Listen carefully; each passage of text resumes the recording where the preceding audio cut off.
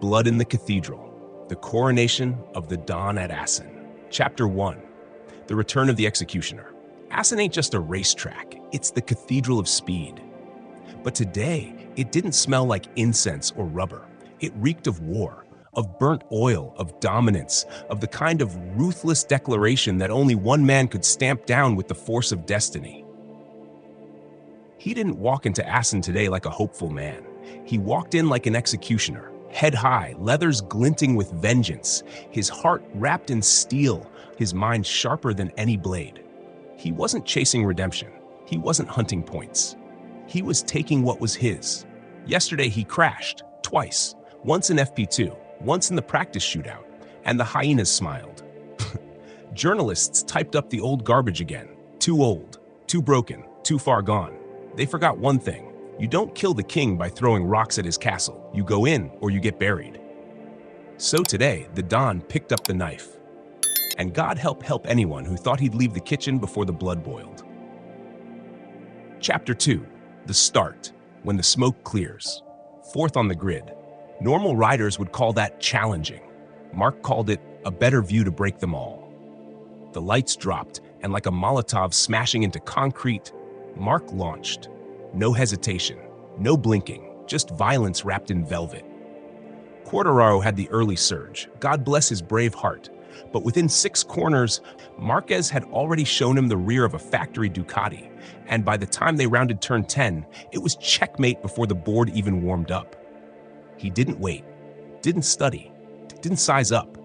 He took the lead like a man looting his own gold. The moment he hit P1, the race was over. Everyone else just hadn't figured it out yet. They say patience is a virtue, Marc once said. But when you're born a gangster, you don't wait for the crown. You snatch it off their head. Chapter 3, The Shadow That Tried. Alex Marquez, Mr. Talk about Alex Marquez. Let's talk about the pain of chasing the sun, knowing you'll never catch it, but doing it anyway.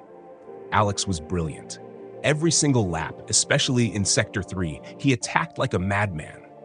Fast, ferocious, surgical. The boy was trying to eat thunder and spit lightning, sticking to Marc's tail like tattoo ink on skin. You could see it every time they rolled through Ramshuk. Alex was trying to will his way past. But this wasn't any racer in front of him. This was blood. This was destiny. This was war. Marc knew Alex's strengths. He knew where the slipstream could kill him. And like a true Don, he denied it every single time. He hugged that inside line like a mob boss guarding his vault, making damn sure there was no room to breathe, no daylight to pass, no inch to exploit. Alex was quicker, but Marc was perfect, and perfection is undefeated. So what do we call Alex now? Mr. 2, forever, eternally. The younger brother in second place, holding silver while staring at gold. He didn't fail. He simply ran into the wall known as Marc Marquez. And that wall, it don't crack. Chapter 4, The Precision of Violence. Look, anyone can be fast. Anyone can throw a bike around for 10 laps and look flashy. But what we saw today wasn't speed. It was precision-crafted violence. It was surgical brutality. It was the art of choking an opponent with finesse. Marc didn't run wide. He didn't wobble. He never missed an apex. He danced on that razor edge between domination and danger like it was Sunday practice in his backyard. He didn't ride the factory Ducati. He commanded it. Today, I didn't ride like a man, he said after the race. I rode like I had God's breath pushing me into every corner. Call it ego, call it poetry, call it prophecy. But today, that bike bent to his will, not the other way around. And if you watched that race and didn't see the ghost of Duhan, Rossi, Stoner, and Lorenzo sitting in silence, you weren't watching close enough. Chapter 5, The Humble Killer. Here's where Marc Marquez separates himself from the pack. He wins, he destroys, he sends chills down the paddock. And then he walks into the press room, smiles like a saint, and praises everyone else.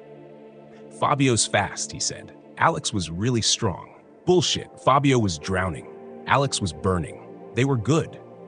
But Marc was divine. But this is how gangsters stay kings. You don't brag about blood. You wipe the blade clean, tip your hat, and walk away before they realize you've already buried their future. His humility is his camouflage. His grin is the curtain hiding the shotgun.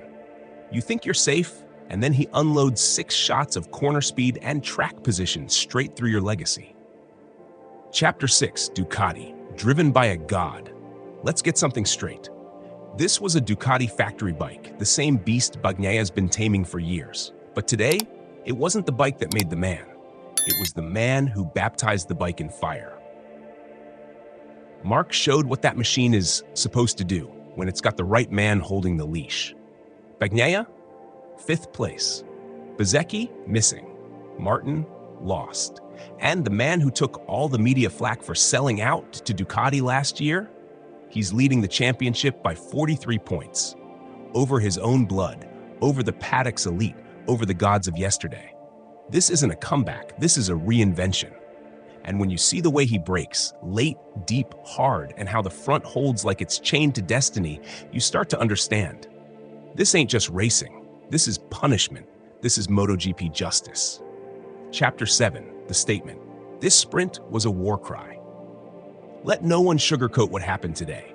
This sprint was a war cry, a bullet through the silence, a declaration written in lap times and tire marks. The Don didn't just win. He erased doubt. He erased talk. He erased the line between mortals and monsters. He said, I crashed twice yesterday, and today, I own this place. I'll wear your fear like perfume and your disbelief like armor. And when they asked him if he had fun, yeah, he smiled. That was fun. That's how you should ride a bike like this. Fun? You call that performance fun? You call prison time, lap times, bulletproof defensive lines, and surgical demolition fun? Then this man ain't human. He's the devil with a halo. Chapter 8, Tomorrow. The Coronation. Make no mistake, tomorrow is not just another Sunday. It's a coronation. Assen will watch a man lift the crown, not just of the Dutch GP, but of the entire 2025 season's first half. Tomorrow, the cathedral won't just echo with engines, it will echo with the sound of legends being written. The Book of Marquez, chapter Domination, verse Ducati.